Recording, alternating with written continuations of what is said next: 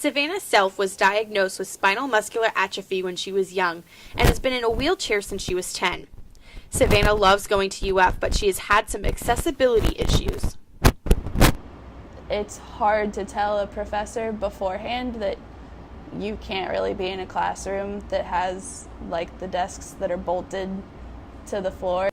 The classroom isn't the only place that creates a challenge. She's experienced some issues getting to and from class as well. There were like weeks that I would press the button and the doors didn't open. And it took until a maintenance guy was walking around and saw me pressing the button and having to open the door myself, like the 2 doors to go through the rights, that he was like, this needs to be fixed. With students like Savannah having issues getting around on campus, you start to wonder how ADA compliant is UF. That any building older than 1977 doesn't necessarily have to be accessible. With that said, we've made all of our buildings, with the exception of the N Fleet, 99% accessible. There are over 2,000 students registered with the Disability Resource Center on campus.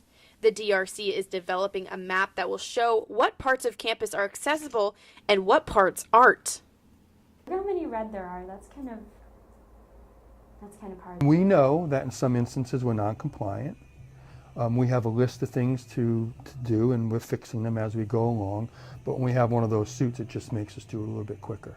The DRC is always looking for ways to improve their services and look to students to give them advice. I think our office needs to do an even better job marketing what we offer and reaching students as they're coming into UF.